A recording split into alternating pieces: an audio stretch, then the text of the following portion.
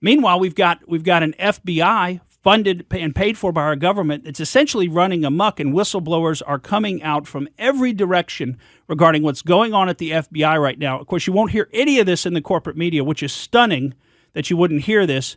But the whistleblowers are really coming out with a lot of information. We've heard quite a bit of it. Now we've heard, remember Merrick Garland testified to Congress that they were not investigating parents who went to school board meetings as domestic terrorists. Remember that? The FBI is not, the Department of Justice is not investigating U.S. citizens. Well, guess what? He lied. He lied. I mean, that's it. He lied. Either that or he has no idea what's going on in his own department, and I highly doubt that. I think he just lied, just like they've done. Just like, it was an organic utterance. Maybe he didn't lie. He just made an organic utterance that just happened to, as they put it now, misstate a fact.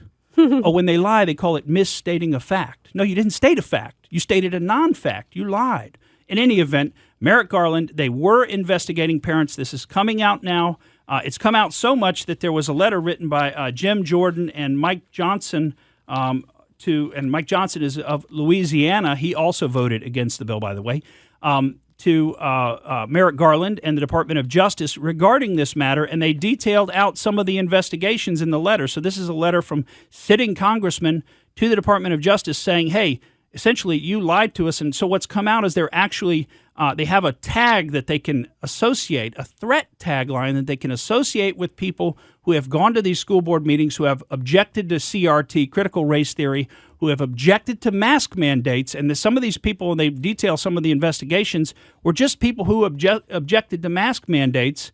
They've got this little snitch line, the National Terrorism Threat hotline, essentially, where you can just snitch in, call in an anonymous complaint against somebody, and the FBI will open up an investigation against them. And I mean, some of the stuff that was said about these people is really light, like the person is a gun owner.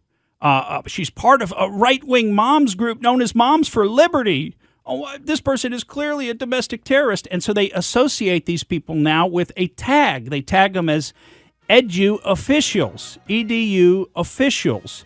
And it's all one word, and that is a new threat tag that the Department of Justice and the FBI has created for parents who are upset by the schools teaching their children all kinds of nonsense about race and, believe me, all kinds of other nonsense, as we've covered on the show many, many times.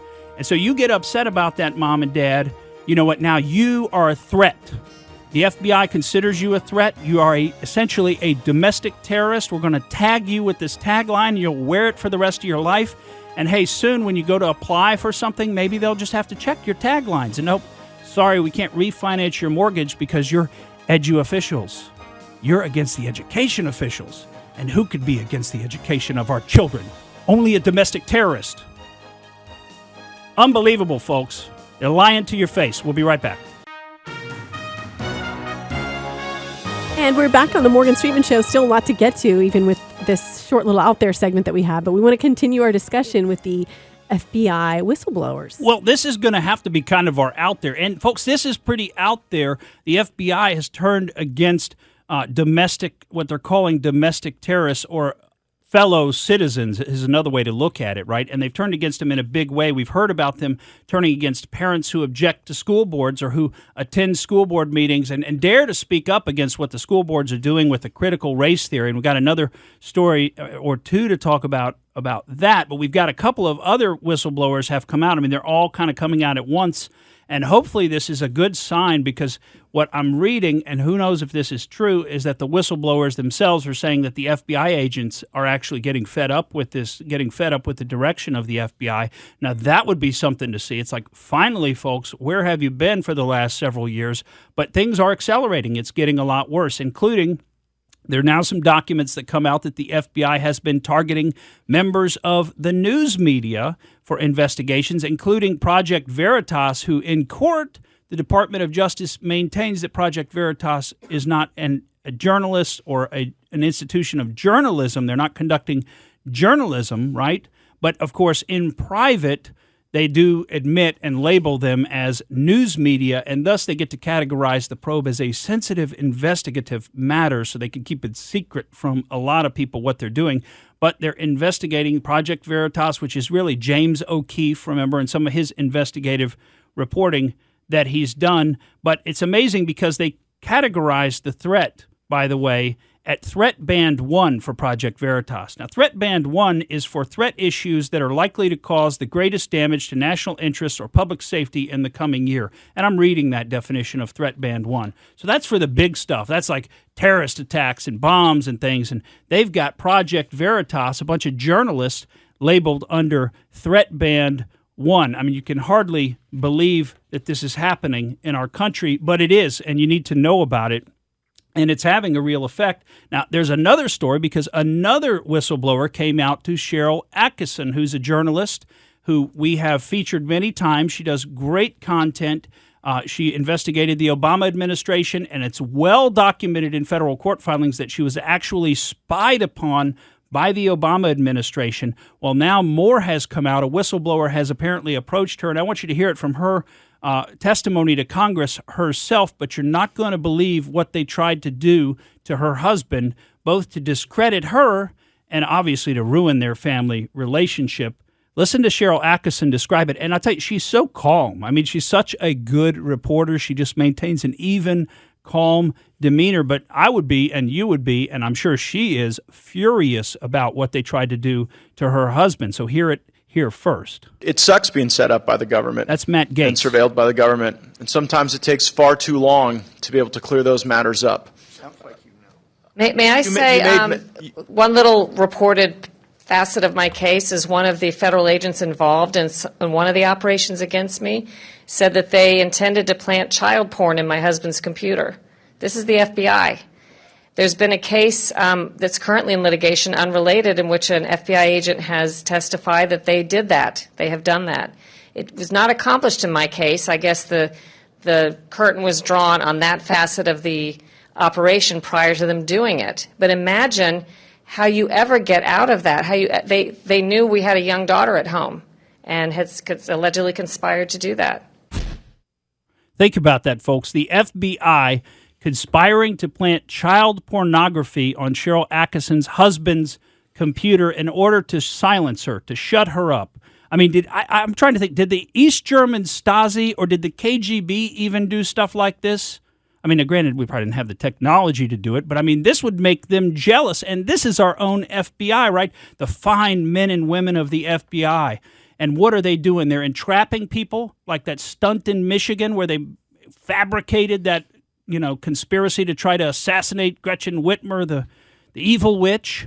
That's what they tried to do, and now here they are planting child porn, which, according to Cheryl Atkinson, the whistleblower has said they've actually pulled that off before.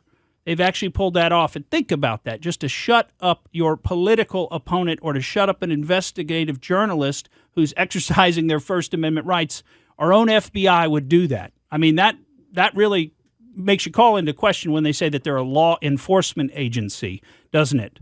And all of these Marxist-Leninist policies of dividing people along all these issues, including along race, are having real consequences. There's a story of a mother out of Charlottesville, Virginia, who's got a biracial son, Riley, who looks kind of black, and he identifies now as black.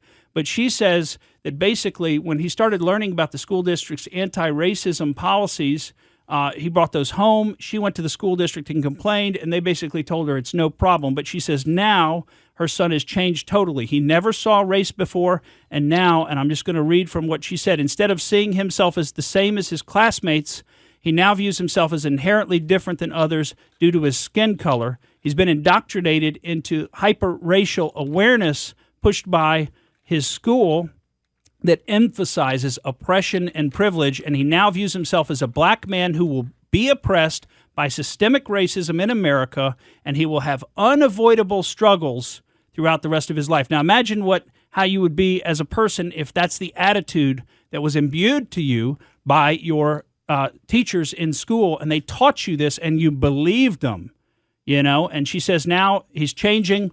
If things don't go his way or seem unfair, he now says it's racism. And he's biracial, right? She says he looks Hawaiian, kind of half white, half black, kind of reminds me, he probably looks somewhat like Obama maybe, And so anyway, what are we doing to our kids? And here's another outcome of it. A senior at George Washington University wrote an op-ed, which you got to love this, in the Washington Post. And part of the op-ed says that there's a lot of problems with George Washington University, a lot of racism, a lot of systemic racism, institutional inequality, and white supremacy, he calls it. And how can we fix that? And he names a few different ways, but one of them is renaming the university. Renaming George Washington University to something else, because the name George Washington is racist now.